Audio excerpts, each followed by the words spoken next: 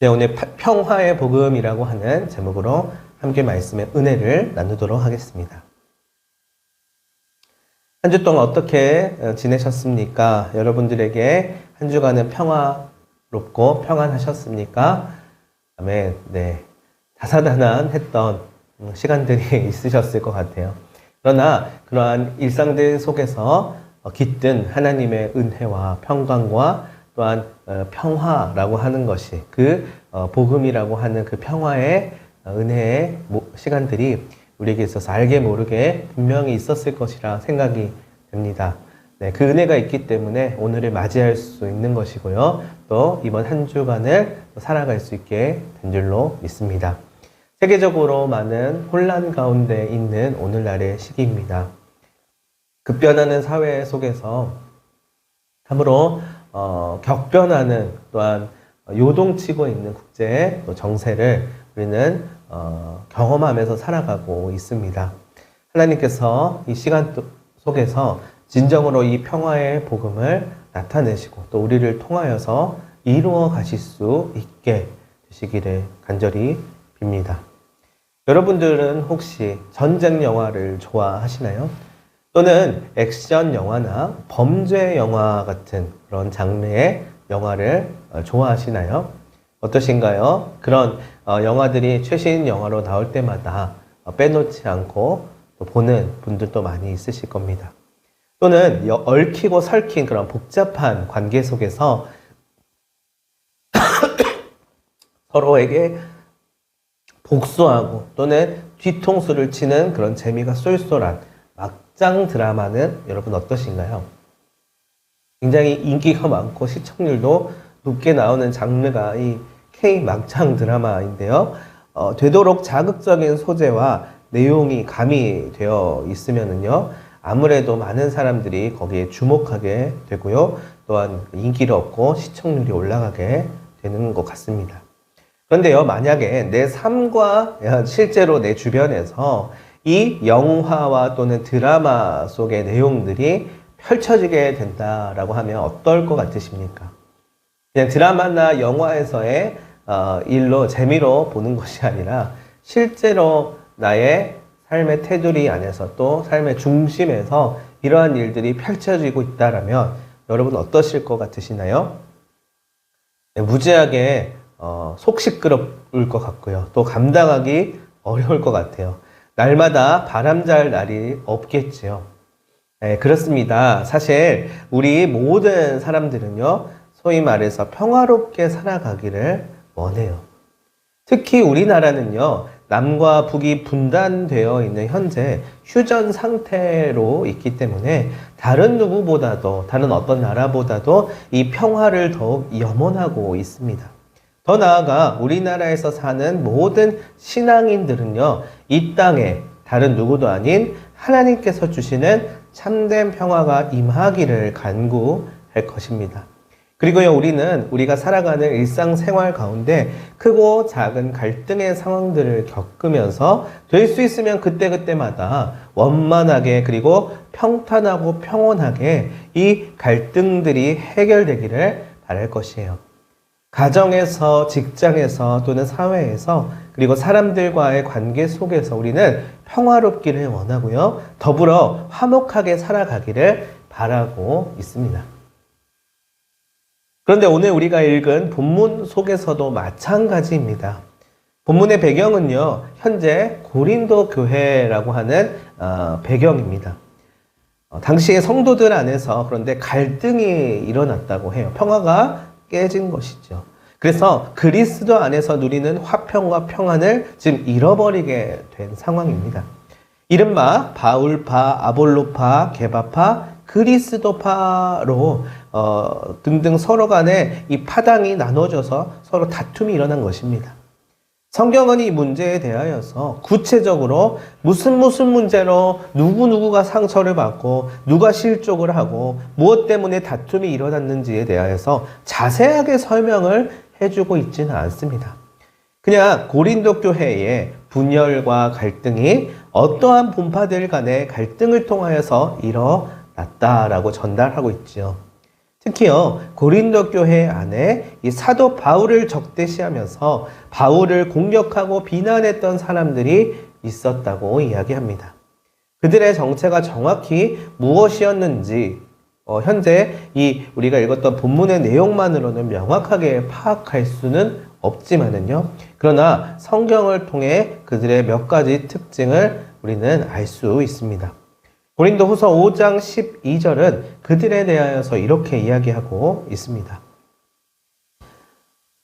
자, 읽어드리겠습니다. 우리가 다시 너희에게 자천하는 것이 아니요 오직 우리로 말미암아 자랑할 기회를 너희에게 주어 마음으로 하지 않고 외모로 자랑하는 자들에게 대답하게 하려 하는 것이라. 아멘.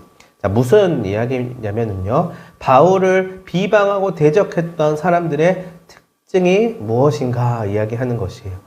당시 이 사람들은 소위 말해서 사람의 마음이 아니라 외모나 겉모습으로 사람을 판단하고 자랑하기를 즐겨하였다는 것이에요. 고린도 후서의 다른 구절을 보면 그들은 추천서를 들고 다녔다라고 합니다. 그러면서 이적을 행하거나 눈에 보이는 어떠한 능력을 자랑하는 사람들이었다는 것이에요. 동시에 그들은 사도 바울을 공격하면서 바울은 추천서도 없고 바울은 눈에 보이는 능력이나 재능도 없지 않냐라며 비난하였습니다. 그들이 내세우는 평가 기준은요, 족보나 혈통이나 출신지나 학력 혹은 눈에 보이는 업적과 같이 오늘날 사람들이 흔히 이야기하는, 자랑하는 그러한 것들이었습니다. 스펙이 있냐? 그 말이죠. 그런데 여러분, 사도 바울은 이러한 태도를 한마디로 표현하기를 육신을 따르는 평가라고 단호하게 말하는 것입니다. 고린도후서 5장 16절에서 이렇게 이야기하잖아요. 그러므로 우리가 이제부터는 어떤 사람도 육신을 따라 알지 아니하노라. 자, 그러나 예수님을 믿어 구원받은 하나님의 자녀가 되면 우리의 삶에 일어나는 자연스러운 여러 가지 반응들이 있다는 것이에요. 그 가운데 하나가 주변 사람들을 바라보는 평가의 기준이 달라진다라는 점입니다. 바울의 표현을 빌리자면 우리 또한 예수님을 진정으로 알기 이전에는 세상이 말하는 기준으로 육신을 따라 사람들을 평가하였다라고 이야기해요.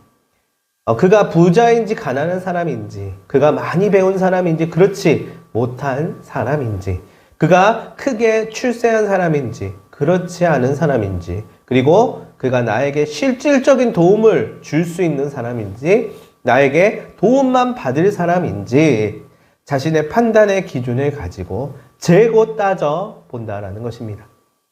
바울은 이 모든 것이 육신을 따라 사람들을 평가하는 방식이다라고 이야기하는 것, 지금 상황입니다. 그러나 오늘 본문 16절에서는 무엇을 말씀합니까? 우리가 이제부터는 어떤 사람도 육신을 따라 알지 아니하노라. 아멘. 자, 진정 그리스도를 만나고 그분이 주시는 사랑과 은혜를 누리는 사람들은 더 이상 다른 사람을 육신을 따라 겉모습을 따라 판단하지 않는다는 것이에요. 나라고 하는 자아가 살아서 주님의 시선을 가로막는 것이 아니라 주님의 시선이 나를 비추어 주심을 철저하게 깨닫고 그 눈으로 이제 세상과 사람을 보는 것이죠. 오늘 우리는 이렇게 한 공동체에서 함께 모여 예배하고 신앙생활을 하고 있습니다.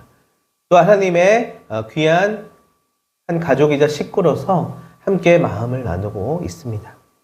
그렇다면 지금 우리의 곁에 있는 사람들의, 우리와 함께 연합하고 있는 사람들의 외모나 성별이나 나이나 출신 배경이나 또는 성격이나 살아온 이야기 등이 우리에게 있어서 어떠한 판단의 기준으로 여겨져서는 안 되는 거예요.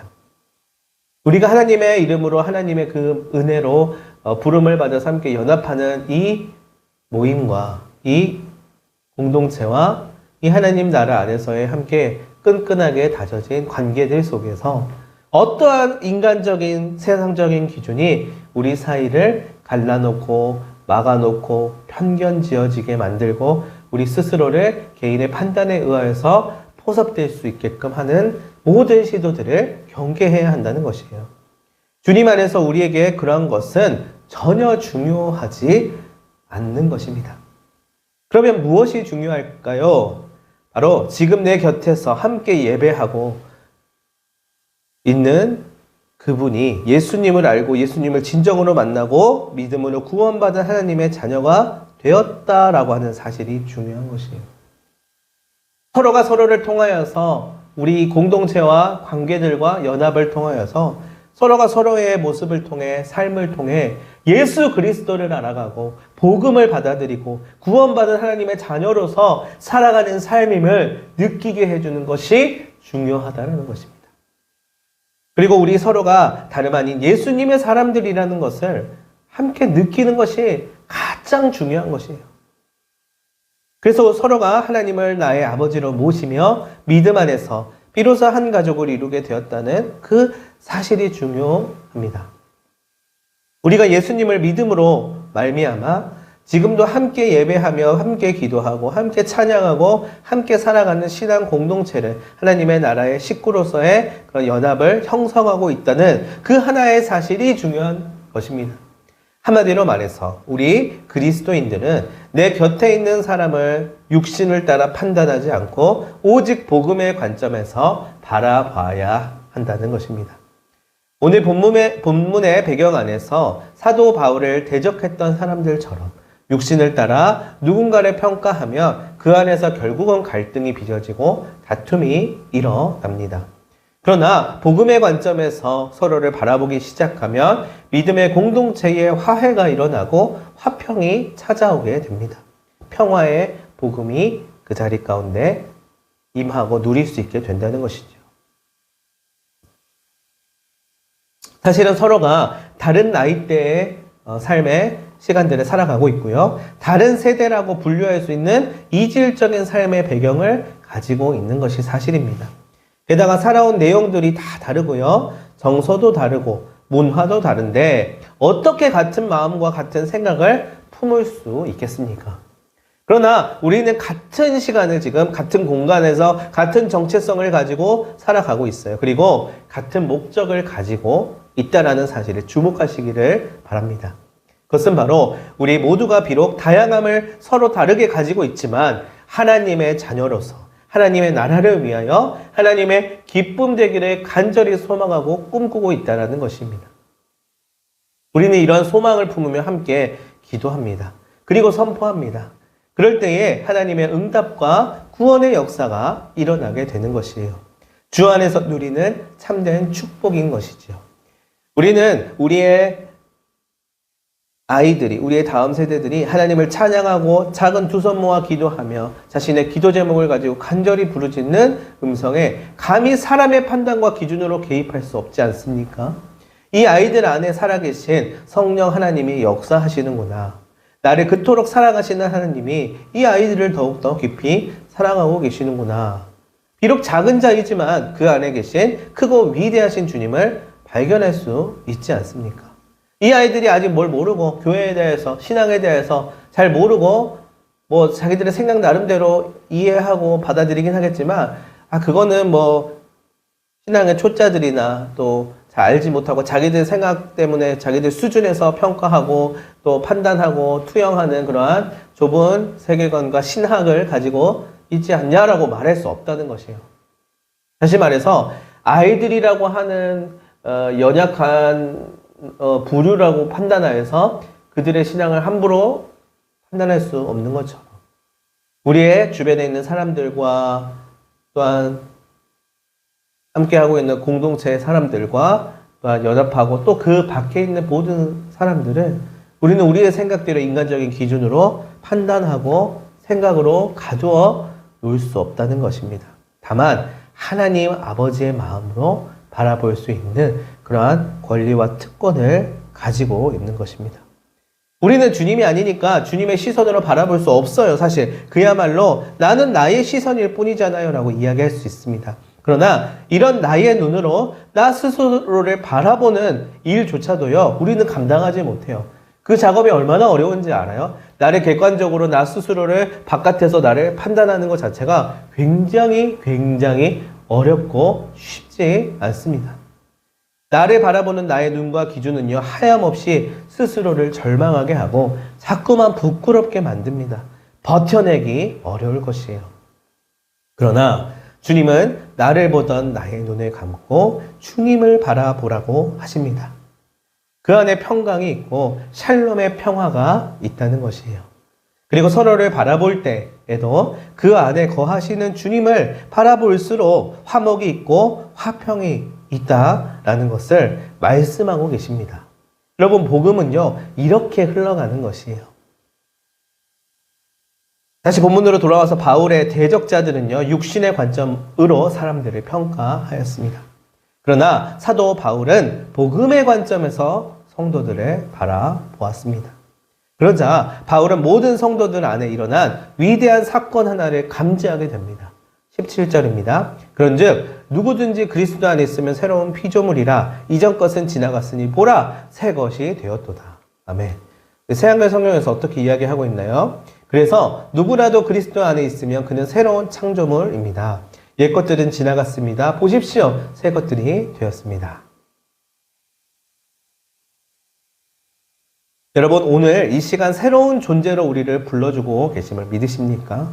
하나님의 뜻을 따라 그 말씀에 비추어서 나는 다시 새롭게 되었습니다. 무엇이 그렇게 만들었냐면요, 우리가 믿는 이 복음이 그렇게 하였습니다. 곧 이 복음은 세상이 말하지도 않고 사람이 만들어낼 수도 없는 주님이 주시는 화평의 복음, 평화의 복음이라는 것을 기억하시기를 바랍니다. 여러분, 라포를 형성하다라고 하는 말이 있어요. 여러분 아시나요? 저는 이 라포를 형성하는 것을 사역에 있어서, 관계에 있어서, 삶에 있어서 매우 중요시하는 사람입니다. 라포르라고 하는 말은 사람과 사람 사이에 생기는 상호 신뢰 관계를 말하는 심리학의 용어인데요. 서로 마음이 통한다든지 어떠한 일이라도 터놓고 말할 수 있거나 말하는 것이 충분히 감정적으로나 이성적으로 이해되는 상호 관계를 이야기하는 것입니다. 자, 이것은 도대체 무엇을 위한 것일까요? 생각해 보세요. 이게 왜 필요할까요? 이 안에 서로를 향한 어떠한 시선과 판단의 기준이 있습니까? 만약 그것이 있다면 라포를 형성할 수가 없을 거예요. 이 사람이 어떠하든 어떠한 상태에 있든 그 사람을 있는 그대로 받아들여 줄 때 일어날 수 있는 것입니다. 그러려면요, 희생이 필요해요. 내 것을 먼저 내어 주어야만 합니다. 나의 약점과 연약함을 어쩔 수 없이 드러내야만 해요. 그러나 세상 속에서는 이 점을 가지고 이용하거나 쥐고 흔들 수 있는 위험성이 있어요. 우습게 본다는 것이에요. 무시한다는 것입니다. 깔본다는 것이에요. 그래서 되도록 이게 안 됩니다. 더욱더 벽을 쌓고 경계하고 다가오지 못하게 막아서게 되는 것이에요. 그렇다면 우리는 나를 포함하여 서로를 온전히 품을 수 있을까요? 아니요. 정말 어렵습니다.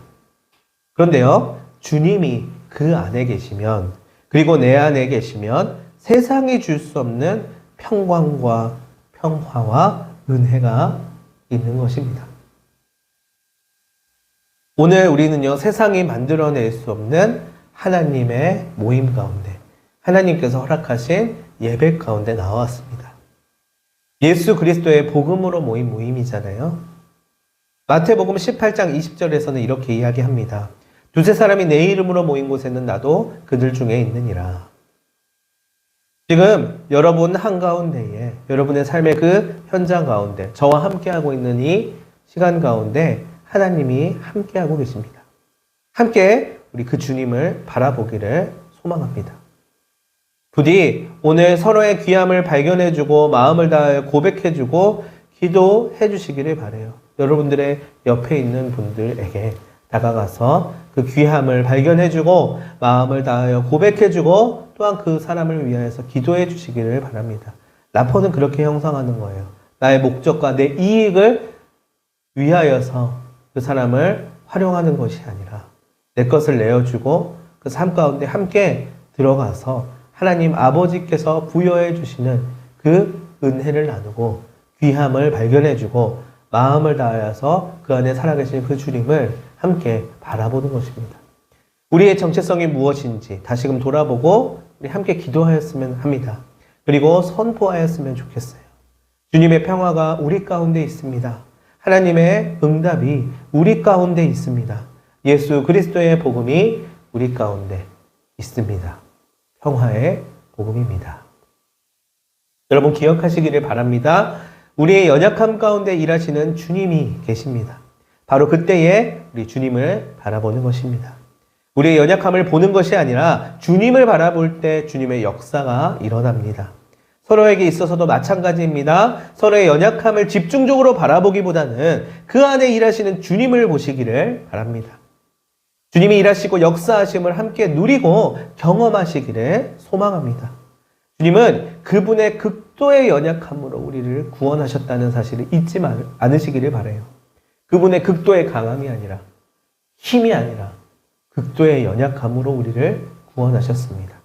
그 능력을 우리는 오히려 자랑하며 서로의 연약함을 끌어안아주고 그 안에 계신 하나님을 발견하여 주며 이러한 존재 자체만으로 귀히 여겨 주었으면 좋겠습니다. 서로의 극도의 연약함 속에서 주님의 일하심과 은혜와 복음을 발견하여 그 사람 안에서 일하시는 주님을 함께 느끼고 경험하기를 소망합니다. 나포는 그렇게 형성되는 것이고요.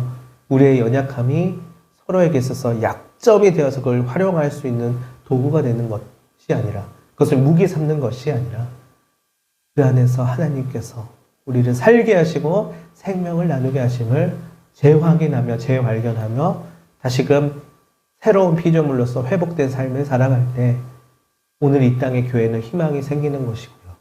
이 변화하는 시대 속에서 교회가 생존해 나갈 수 있는 유일한 길이고요. 또한 우리가 교회로서의 역할을 감당할 수 있는 그 복음의 정수를 나타낼 수 있으리라 믿습니다. 여러분 이 말씀을 기억하시면서 함께 이번 한 주에 살아갈 수 있게 되기를 바랍니다. 부디 서로를 위하여 축복하는 그러한 나눔과 시간들이 있기를 바랍니다.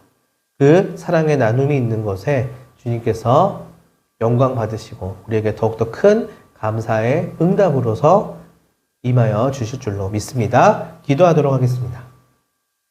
하나님 아버지, 우리의 좁디 좁은 시야와 마음판으로는 하나님의 영광을 드러낼 수 없습니다. 우리의 부족한 모습을 돌아보며 하나님 안에서 다시금 새로워지게 하시고 하나님의 복음을 경험한 자로서 화평의 복음, 평화의 복음을 품고 이 직분을 감당하는 자로 사용하여 주시옵소서. 특별히 우리 공동체 가운데 하나님의 평화와 온전케 하시는 은혜가 넘치게 하시고 인생들 가운데 우리 연합 가운데 주님을 더욱 닮아가는 그 거룩한 길을 걸어가는 자들이 함께 손붙잡고 나아갈 수 있도록 하여 주시옵소서. 감사하며 예수님의 이름으로 기도합니다.